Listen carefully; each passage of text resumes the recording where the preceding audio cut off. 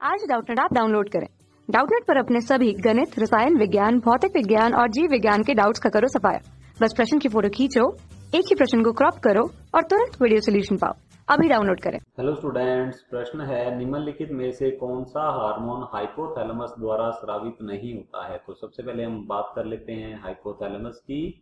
तो लिखेंगे यहाँ पर हाइपोथैलेमस। हाइपोथैलेमस जो है यह थैलेमस का आधारीय भाग होता है, इसका फर्श होता है जो कि तंत्रिका तंत्र और अंतःस्रावी तंत्र के मध्य कड़ी का कार्य करता है, जॉइंट का कार्य करता है स्टूडेंट्स।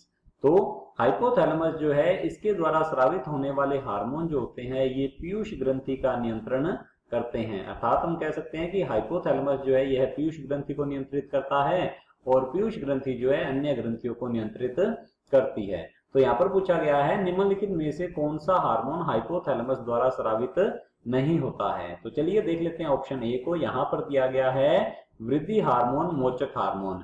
वृद्धि हार्मोन मोचक हार्मोन जो है यह स्रावित किया जाता है हाइपोथैलेमस के द्वारा। तो लिख लेते हैं ये क्या होता है, इसे GHRH के नाम से भी जाना जाता है, अर्थात ग्रोथ हार्मोन रिलीजिंग हार्मोन, या फिर इसे हिंदी में कहा जाता है वृद्धि हार्मोन मोचक हार्मोन, जो कि हाइपोथैलेमस के द्वारा स्रावित किया जाता है। और इस हार्मोन के प्रेरण में पीयूष ग्रंथि जो है यह GH अर्थात ग्रोथ हार्मोन या वृद्धि हार्मोन का स्रावण जो है ये शुरू कर देती है। तो हमारा ऑप्शन ए जो है ये गलत होगा, क्योंकि स्टूडेंट्स हाइपोथैलेमस जो है यह GHRH या फिर हम कह सकते हैं वृद्धि हार्मोन मोचक हार्मोन का स्राव करता है। तो ये हमारा ऑप्शन जो है गलत होगा।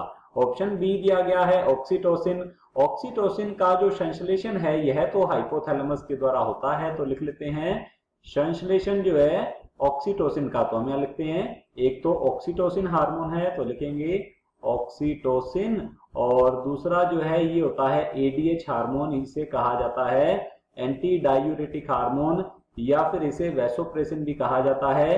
ये दो हार्मोन होते हैं जिनका संश्लेषण हाइपोथैलेमस द्वारा होता है, परंतु इनका जो स्रावण है वह करती है पश्च पीयूष ग्रंथि। तो लिख लेंगे ये पश्च पीयूष ग्रंथि जो है पीयूष ग्रंथि या फिर जिसे न्यूरो हाइपोफाइसिस कहा जाता है, इन दोनों हार्मोन का स्रावण करती है।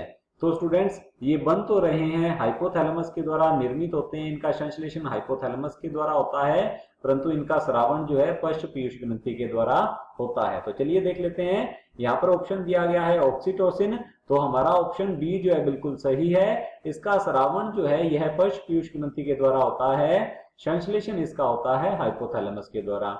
ऑप्शन सी दिया गया है प्रतिमूत्रल हार्मोन या फिर इसे ADH hormone, anti diuretic hormone या इसे वैसोप्रेसिन हार्मोन भी कहा जाता है। तो लिख लेते हैं वैसोप्रेसिन हार्मोन कहते हैं, और यह हार्मोन भी स्टूडेंट्स हाइपोथैलेमस के द्वारा संश्लेषित किया जाता है और पश्च पीयूष ग्रंथि के द्वारा स्रावित किया जाता है। तो हमारा ऑप्शन सी भी बिल्कुल सही होगा, क्योंकि प्रतिमूत्रल हार्मोन का स्रावण जो है हाइपोथैलेमस द्वारा नहीं होता है। तो हमारे ऑप्शन बी और सी दोनों ही सही हैं। तो देख लेते हैं ऑप्शन डी को।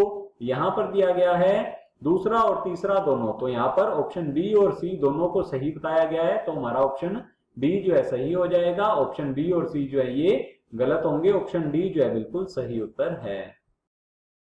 कक्षा 6 से 12वीं से लेकर नीट, IIT, JEE वो एडवांस के लेवल तक 1 करोड़ से ज्यादा छात्रों का भरोसा। आज ही डाउनलोड करें डाउटनेट ऐप या व्हाट्सएप करें अपने सारे डाउट्स 8400 400 400 पर।